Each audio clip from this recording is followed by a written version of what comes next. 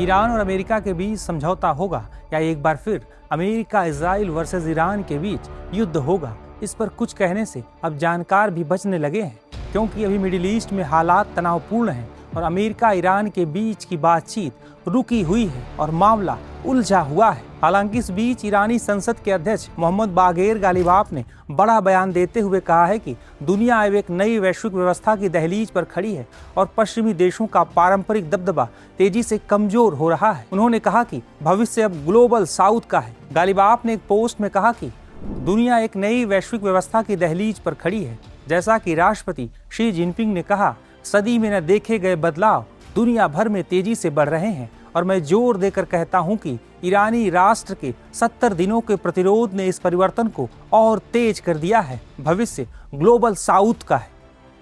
ईरानी संसद के स्पीकर का ये बयान ऐसे वक्त में आया है जब हाल ही में चीन में अमेरिकी राष्ट्रपति डोनाल्ड ट्रंप और राष्ट्रपति शी जिनपिंग के बीच काफी अहम बैठक हुई थी, जिसमें व्यापार समझौते, टैरिफ और ताइवान जैसे मुद्दों पर चर्चा हुई। इसी बैठक के दौरान चीनी राष्ट्रपति ने कहा कि पूरी दुनिया इस बैठक को देख रही है और अंतर्राष्ट्रीय हालात तेजी से बदल रहे हैं। दुनिया एक नए मोड़ पर खड़ी है और सवाल यह है कि क्या चीन और अमेरिका थ्यूसिडिड्स ट्रैप से बाहर निकलकर बड़े देशों के रिश्तों का नया मॉडल बना सकते हैं। थ्यूसिडिड्स के नाम पर बना थ्यूसिडिड्स ट्रैप एक राजनीतिक सिद्धांत है। इसका मतलब है कि जब कोई उभरती हुई शक्ति तेजी से मजबूत होती है तो पहले से प्रभुत्व रखने वाली शक्ति खुद को खतरे में महसूस करती है।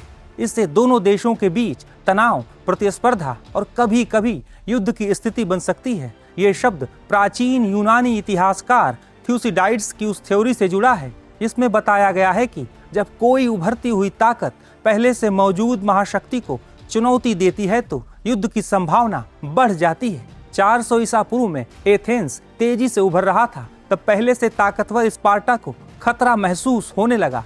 एथेंस तेजी से शक्तिशाली बन रहा था, जबकि स्पार्टा पहले से प्रमुख सैन्य शक्ति था। एथेंस के बढ़ते प्रभाव से स्पार्टा को डर हुआ कि उसका वर्चस्व खत्म हो सकता है। यही भय, प्रतिस्पर्धा और राजनीतिक तनाव अंत में 431 ईसा पूर्व में बड़े युद्ध का कारण बना, जो करीब 27 साल चला और अंत में स्पार्टा ने एथेंस को हरा दिया। इसीलिए थ्यूसिडिड्स ट्रैप का मतलब यह चेतावनी भी है कि उभरती और स्थापित महाशक्तियों की प्रतिद्वंदिता अक्सर संघर्ष या युद्ध तक पहुंच सकती है। चीन के राष्ट्रपति जिनपिंग पहले भी इस शब्द का इस्तेमाल कई बार कर चुके हैं। इस बार भी शी जिनपिंग ने सवाल उठाया कि क्या चीन और अमेरिका इस तथाकथित थ्यूसिडिड्स ट्रैप से ऊपर उठ सकते हैं।